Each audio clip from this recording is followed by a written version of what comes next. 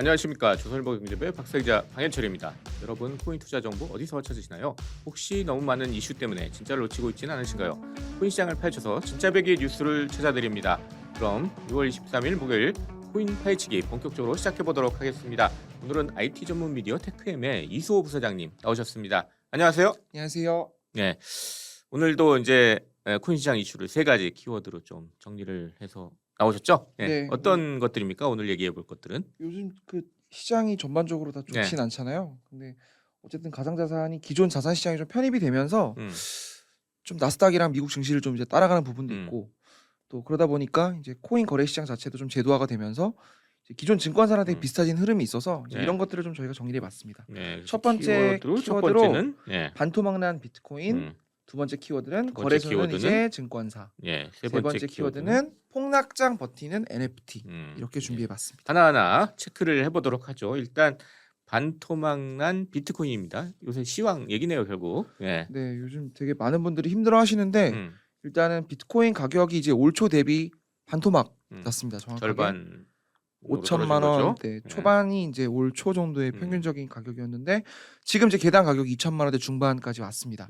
그러니까 지금 이 2천만 원대 중반이 이제 6월 18일 날 굉장히 큰 한 차례 급락 이후에 이제 올라가지 못하고 해외 시장에서는 갑자기 이제 그 2만 불이 붕괴가 되기도 했었어요. 그러니까 이게 요즘이 무슨 채굴장에서 이제 이익이 나는 선, 그 정도다 뭐 이런 얘기가 있었는데. 네, 뭐 국가마다 사실은 전기세도 좀 다르고 그러니까. 또 이게 시장 환경이 좀 다르긴 하는데 기본적으로 이제 2만 불 정도가 그래도 채굴자들이 어느 정도 수익이 나오는 그 정도의 수준이다. 그래서 이걸 이제 심리적 저지선이라고 부르기도 했고, 또 이제 기관 쪽에서는 뭐 테슬라라든지 아니면 이제 뭐 저희가 지난주에 다뤘던 이제 엘살바도르 같은 이슈도 있었고, 대부분의 이제 주요 기관들이 사실은 이제 그 한화 기준 3천만 원대에 보통 이제 평균 매수 단가가 형성이 돼 있어요. 그 나스닥 상장사인 마이크로 스트래티지 같은 경우도 이제 3,100만 원 정도로 이제 평균 단가를 알려져 있었는데 좀 그 뒤로 좀 물을 좀 탔다고 하더라고요. 그 뒤로 좀 비트코인 사서 좀 평균 단가를 낮추긴 했는데 지금 그 정도에서 지금 그럼에도 불구하고 그 기관들도 지금 다 움직이고 있어요. 물려 있다고 보시면 되고, 또 우리나라 게임사 넥슨 같은 경우에는 사실은 평균 단가가 5천만 원 위입니다. 꽤 비싸게 샀죠. 네, 6천만 원 정도로 산 걸로 알려져 있는데 뭐 3분의 1 토막까지 난 거죠. 그러니까 이게 또 글로벌 가상자산 시가총액을 다 보면 잘 나갈 때는 이제 한 4천조 원, 5천조 원까지 다 갔었는데 지금은 1,000조 원. 한때 1,000조 원이 무너지기도 했고 지금도 왔다 갔다 하는 것 같아요. 그러니까 고점 대비로는 시총 전체가 4분의 1 토막까지 밀렸다. 그러니까 나스닥이 지금 그래도 한 5, 60% 정도 고점 대비로는 이제 빠진 걸로 보이는데, 고점 대비는 한 40% 가까이. 40% 정도 약간 넘게 그 정도 빠져 있어요, 나스닥은. 코인은 4분의 1 토막. 굉장히 더 많이 빠졌다. 거기 보시면 될 것 같고요. 근데 특이할 만한 점은 이게 2010년 이제 후반부터 이게 비트코인이 굉장히 화랑기에 접어들었다가 다들 아시겠지만 2019년, 2020년 그때 또 무너졌다가 다시 이제 그렇죠. 굉장히 힘든 시기를 보냈을 때 비트코인의 코인 전체 시장 점유율, 이걸 이제 도미넌스라고 부르는데 이게 이제 50%를 넘었었어요. 그러니까 워낙 코인 시장이 어려우니까 비트코인과 이더리움 정도만 살아 있고, 코인 시장이 어려울 때는 비트코인하고 이더리움 정도만 살아 있고 나머지들은 대부분 무너져서 뭐 많을 때는 이제 비트코인 점유율이 70%까지 올라갔는데 지금 44%밖에 안 됩니다. 그러니까 이게 어떤 걸 의미하냐면 비트코인이랑 이더리움 가격이 많이 빠졌는데 알트코인 시장이 전반적으로 과거처럼 기록적인 급락세가 보이지 않고 있다. 그러니까 여전히 조 단위 이상의 시가총액을 유지하는 경우도 많고요. 우리나라에서 가장 많이 쓰는 코인 거래소 업비트가 있잖아요. 업비트에서 1년 전 대비 뭐 여전히 2배, 3배, 많게는 10배 오른 코인들도 지금도 여전히 찾아볼 수 있다. 그러니까 하락장의 표본을 과거 사례를 비춰보면 도미넌스 60% 정도로 보고 있는데 아직도 많이 갈 길이 먼 것 같다. 그리고 몇 차례 그 이게 마이너 코인이 일시적으로 가격이 오르는 이제 펌핑이라고 하잖아요. 어제 그제 굉장히 또 희한한 그 잡 알트들이 가격이 오르는 게 좀 목격이 되더라고요. 이런 코인들 제가 뭐 어떤 특정 코인 직접 거론하기 좀 부담스러운데 찾아보시면 나오는데 우리나라에서만 거래가 되는 코인이 있어요. 김치 코인은 아닌데.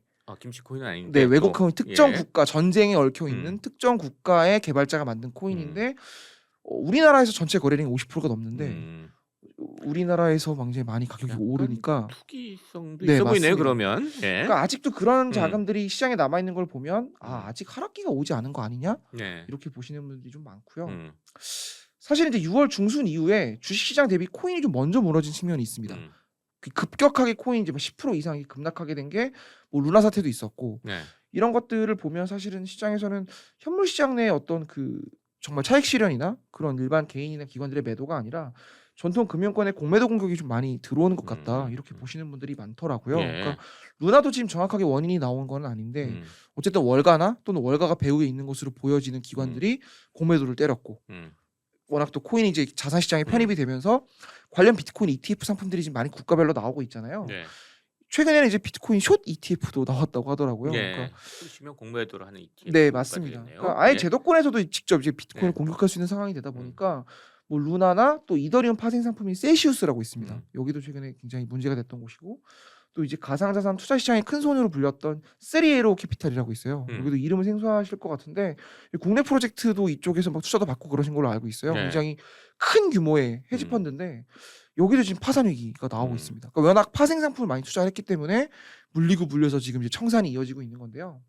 또 SEC가 그 이더리움 파생 상품 앞서 말씀드렸던 셀시우스도 지금 직접 조사를 한다라는 얘기가 있어요. 그러니까 코인 시장에 상당히 찬바람도 불고 악재들도 많고 네. 뭐 그런 상황으로 정리할 수 부정 있을 것 뉴스가 같아요. 굉장히 폭증하고 있고 이것 때문에 사실은 시장이 전반적으로 굉장히 어려운 상황에 놓인 건 아니냐 이렇게 보시는 분들이 좀 많고요.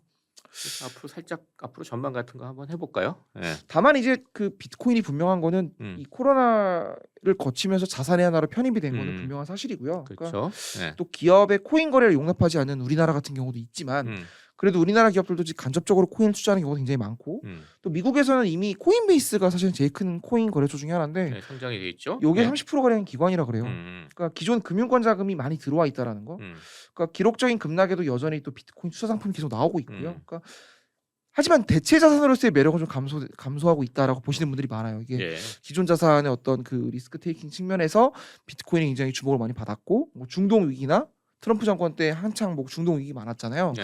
그런 거시적인 그 리스크가 있을 때 비트코인이 상대적으로 주목을 받았는데 이제는 금이랑 정말 반대되는 행보. 그러니까 기존 자산이랑 사실은 비슷한 흐름을 보이고 있고 그렇기 때문에 앞으로도 주식시장의 영향을 많이 받을 공산이 크다. 그래서 중기적으로도 좋지 않을 것으로 보여진다. 워낙 뭐 조선일보 원인에서도 많이 나왔지만 예. 또 미국 금리 인상 이슈, 인플레이션, 뭐 러시아 우크라이나 전쟁, 뭐 유가 곡물 이슈 워낙 지금 대외적으로 그렇게 거시 환경이 좋지 않잖아요. 이런 것 때문인지 또 한편으로 그 미국에 있는 코인 거래소 대부분이 지금 인력 감축 뉴스가 지금 계속 연일 나오고 있어요. 그렇죠. 예. 우리나라에서는 아직 나오진 않는데 네. 뭐 번 돈이 많으니까. 네. 근데 이제 고용이나 이런 부분도 우리나라도 좀 많이 영향을 위축되지 않을까 받을 싶습니다. 수 있겠네요. 네. 예. 예. 그런 상황입니다. 그래서 일단은 뭐 이런 위험 자산 쪽으로 어떻게 움직이냐 보려면 나스닥을 봐라. 네, 그러는데 맞습니다. 코인 시장도 나스닥 움직임을 좀 보면 어떻게 움직일지 좀 네. 읽을 수 있지 않을까. 네. 뭐 이런 정도 얘기를 하고 넘어갈 수 있을 것 같습니다. 자, 그래서 첫 번째 키워드 반토막난 비트코인 얘기를 해봤어요. 두 번째는 거래소는 이제 증권사, 네. 증권사 거래소가 이제 증권사 됐어요. 코인 거래소가. 그러니까 이렇게 달아본 이유가 예. 사실은 이제 앞서 저희가 비트코인이 제도권으로 들어왔다고 했잖아요. 예. 가격은 폭락했으나 음. 우리나라 같은 경우도 지금 제도화가 굉장히 음. 빠르게 이루어지고 있습니다. 예. 그러니까 6월 들어서 6월 초인데 당정협의체라고 해서 지금 이제 여당과 정부 규제기관 당국자들이 모여서 코인 거래소를 어떻게 할 건지에 대해서 내부적으로 좀 회의를 했고 예.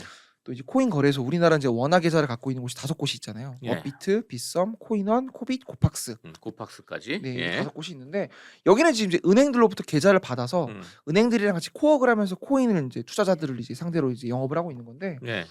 이들이 이제 모여서 자율 규제안을 만들었고 요거를 이제 당정협의체에서 사실상 오케이를 했고 예. 그래서 이제 5대 거래소는 거의 증권사와 준하는 법적까지는 아니지만 사업자 지위를 당정으로부터 인정을 받았다. 이게 이제 그래서 6월에 이제 제목은 이제 거래소는 네. 이제 증권사 증권사가 뭐 이렇게. 됐다.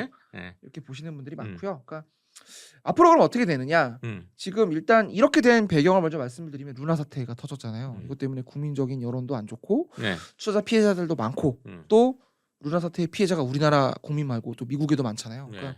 다른 나라에서 보는 눈들이 있기 때문에 우리 당국도 뭔가 움직여야 되는 상황이 또 됐고 투명하게 좀 만들어야 된다 시장을. 네. 예.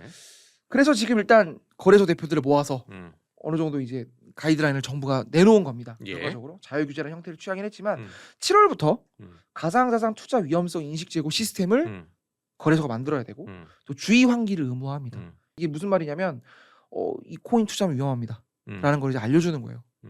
그러니까 뭐 투기를 할 때 이거 다 날릴 수도 있습니다라고 이렇게 뭔가 그 뭐 노티스를 주면 담배값에다가 네 이렇게 맞습니다. 뭐 그런 겁니다. 경고문 넣고 뭐 네. 그 사진 넣고 하는 네 것처럼 그렇습니다.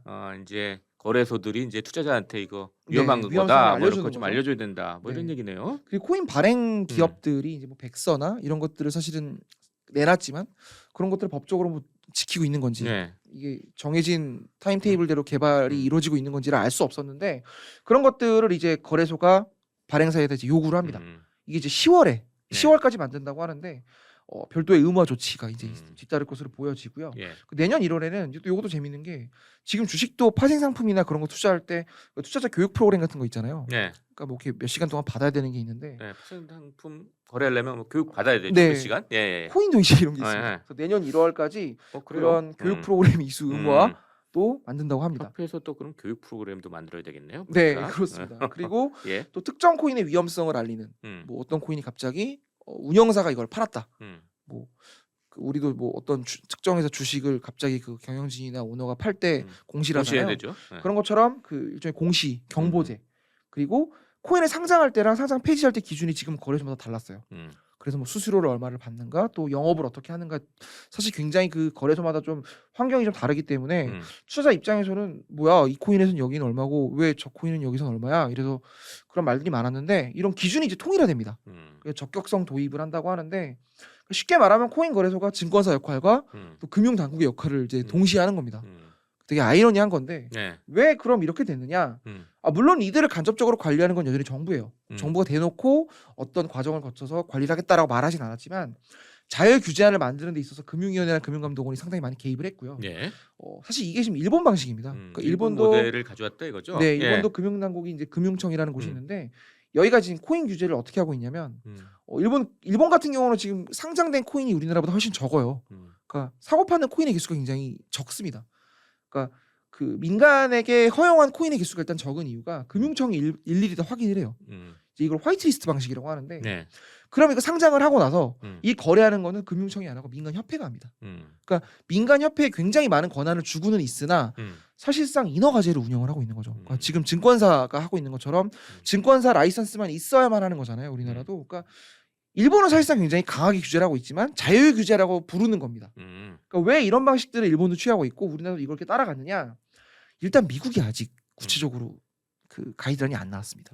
그러니까 올 3월에 바이든 대통령이 직접 그 앞으로 코인 시장에 대한 그 거래 가이드라인을 내놔라 하고 이제 대통령이 직접 만들어라 뭐 만들어라고 내놨고 이게 이제 10월까지 만들어야 된다고 해요. 그러니까 지금 미국에서는 이미 상원에서 입법 발의된 것들도 있고 이거를 어떻게 봐야 될지에 대해서 미국은 아직 결정하지 않았기 때문에 또 EU도 마찬가지입니다. EU도 지금 사실 미카라고 부르는데 이 미카 같은 경우도 그 투자자들을 보호하는 데 좀 많이 중점이 돼 있어요. 근데 또 영국이랑 독일은 또 과세 정책이 좀 다릅니다. 그러니까 아직 EU도 각국의 이해관계를 다 따져보지 않은 상태라서 미국과 EU가 확실하게 이걸 어떻게 볼 것인지 결정을 지어야 우리나라도 일본도 따라갈 수 있는 거고. 그래야지 각국마다 규제가 비슷하게 돼야지 그렇죠. 뭐 규제 차이를 이용해 가지고 그렇죠. 뭘 이렇게 좀 이익을 취하는 그런 그렇죠. 데들을 막을 수 있겠죠. 네. 예. 그러니까 일단 우리나라가 먼저 선제적으로 법을 만들 수는 없기 때문에 루나 사태를 재발하기 위한 최소한의 안전 장치를 만들자. 그래서 일단은 민간 네, 자율로 맞습니다. 이렇게 좀 규제를 하겠다. 그래서 자율 규제로 가고 있는 거고 예. 일본도 마찬가지고요.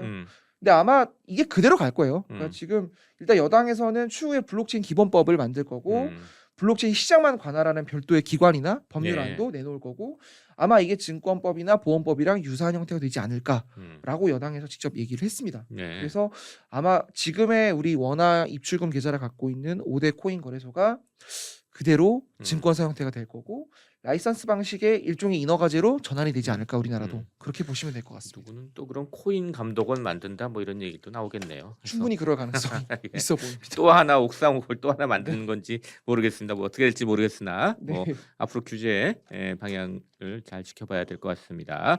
자 이렇게 해서 키워드 두 번째 거래소는 이제 증권사 얘기를 네. 해봤습니다. 세 번째 폭락작 버티는 NFT입니다. NFT 그러면 대체 불가능 토큰 이렇죠. 예. 대체 NFT도 좀 뭐 가격이 많이 떨어졌다 이런 얘기 있는데 여기 뭐 버티는 데가 있어요? 이게 많이 떨어진 건 맞습니다. 예. 이게 많이 떨어졌다라는 게 일단 거래량이 많이 줄었어요. 그러니까 사실 이 NFT가 블록체인을 기반으로 디지털 자산을 인정해주는 일종의 증표 같은 거잖아요. 예. 이게 뭐 코인처럼 사고 파는 것도 가능하지만 이게 뭐 이렇게 막 그 매수호가 단가가 막 이렇게 형성이 되고 음. 그런 구조로 거래가 되는 건 아니에요. 일종의 음. 증표라고 보시면 되는데 네. 일단 코인 시장이 많이 빠지면서 사실 NFT도 많이 빠졌습니다. 이게 그 코인 정보 플랫폼 더블록이라고 있는데 네. 여기가 이제 5월에 NFT 거래량을 집계를 해봤는데 이게 전달 대비로 40%가 급락을 했다고 해요. 사실 여러 가지 통계들이 계속 나오고 있는데 이게 딱 NFT를 정형화한 어떤 그 딱 집계할 수 있을 만한 곳이 없어가지고 네.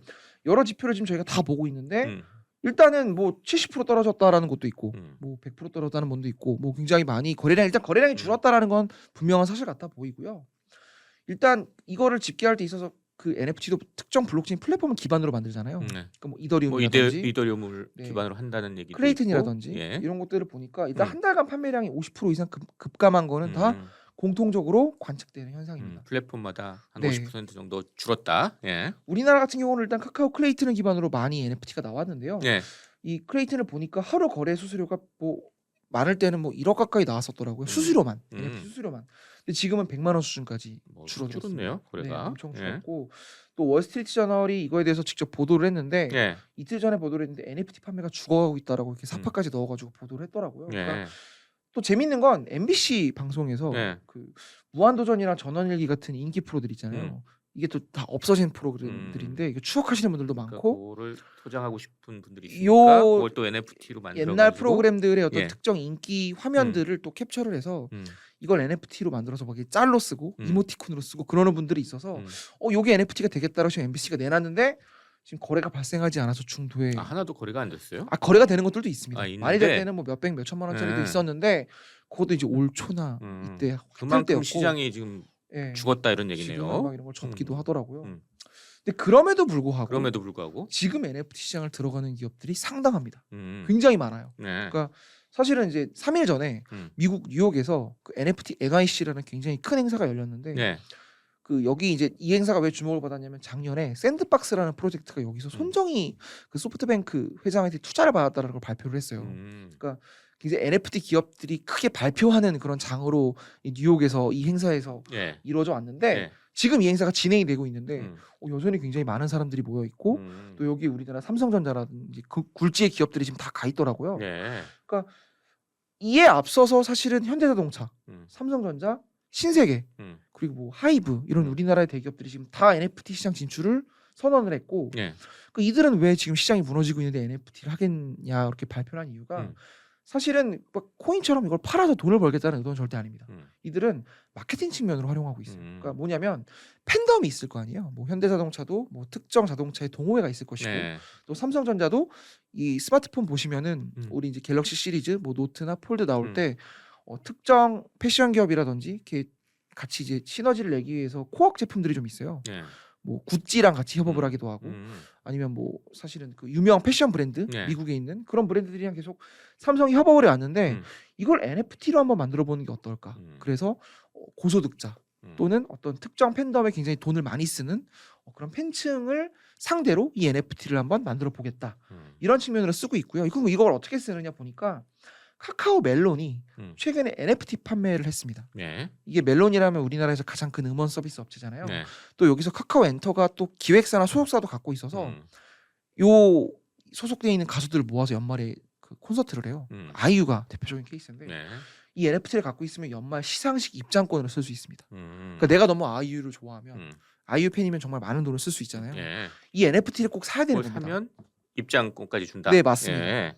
또 현대백화점 같은 경우도 그 모바일 앱에 NFT 지급을 탑재를 했어요. 그러니까 아직 이걸 어떻게 하겠다라고 말은 안 했는데 아마 현대백화점이 VIP를 대상으로 행사를 할 때 또 줄 안 서고 요즘 뭐 이렇게 오픈런 이런 것도 많잖아요. 명품들. 예. 그 줄을 서야 되는데 이 NFT 갖고 있으면 줄 안 서도 됩니다. 그러니까 롯데백화점 같은 경우도 사실은 지금 NFT를 준비하고 있다는 얘기를 들었어요. 네. 이 롯데백화점이 최근에 보니까 그 사실 굉장히 많이 구매하시는 분들을 위한 별도의 그 행사를 진행을 했더라고요. VIP 행사를. 예. 아마 이런 것들도 NFT를 갖고 계신 분들에게 한정적으로 하지 않을까. 그러면 이 NFT 가격은 계속 오를 수밖에 없겠죠. NFT라는 게 복제가 불가능하다 이러니까. 그렇죠. 예. 그러니까 결과적으로는 이 블록체인 기술이 음. 그 투기를 넘어서 소비자 충성도를 높이는 수단으로 활용이 되기 시작한 거고 음. 이것 때문에 NFT 거래 서비스를 운영하는 기업들이 지금 아직 초기인데 예. 이쪽에 투자가 굉장히 활발해요. 음. 사실은 지금 벤처 시장이 굉장히 위축돼 있고 전반적으로 뭐 네, 저기, 굉장히 어려운데 위축돼 있죠. 정작 NFT 거래 시장은 이 보니까 최근에 그 와인 NFT 교환권을 발행하는 곳들이 있더라고요. 그 뱅크 오브 와인이라는 회사인데 그 정부가 그 중소벤처기업부의 투자 프로그램 팁스라고 있습니다. 예, 있죠. 여기서도 사실 이번에 뱅크 오브 와인에 선정해서 투자를 또 했고 예. 또 그 게임 NFT 거래를 주목을 받고 있는 NFT 뱅크라는 곳도 있는데 여기도 최근에 카카오 투자를 받았습니다.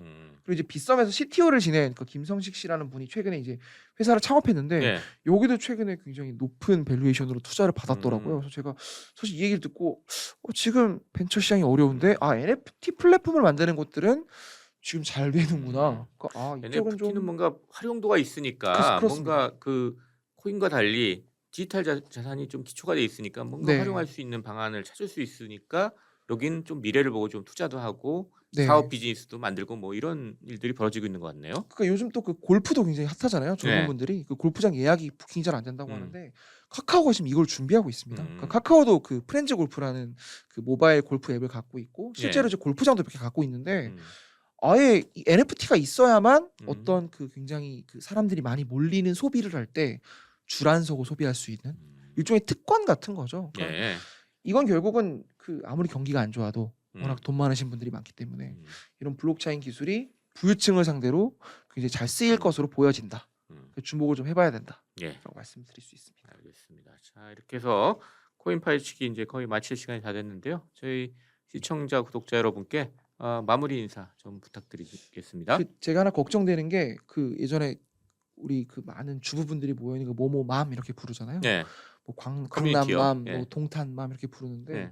그 NFT 버블이 올 초에 굉장히 많이 일었을 때 그 동탄맘들이 굉장히 많이 샀다고 해요. 그래서 그것 때문에 사실 NFT 가격이 많이 올랐다라는 얘기가 많은데 그 팬덤이 없는 NFT는 사시면 안 됩니다. 그러니까 팬덤이라는 건 그 내가 반드시 이걸 사야 되는 이유가 있어야 되는 거지. 뭐 요즘 막 이렇게 그림 NFT 많잖아요. 그 유명한 작가가 그린 것도 아니고 그냥 어떤 팬덤이 없는 그냥 NFT는 사시면 위험하다. 조심해야 된다라는 말씀을 꼭 드리고 싶습니다. 뭐 여기 곽광을 받고 있긴 하지만 주의할 점도 있다. 네. 이렇게 좀 생각을 하면 되겠습니다. 자, 이렇게 해서 6월 23일 목요일 코인 파헤치기 마칠 시간이 다 됐습니다. 유튜브 조선일보 머니 채널에서는 매주 목요일 코인 시장 이슈를 생생하게 전달합니다. 채널 구독은 물론 알림 설정까지 해주셔서 알찬 정보들 놓치지 마시길 바랍니다. 오늘 함께해 주신 IT 전문 미디어 테크엠의 이수호 부사장 그리고 저는 조선일보 경제부의 박사이자 방현철이었습니다. 감사합니다. 감사합니다.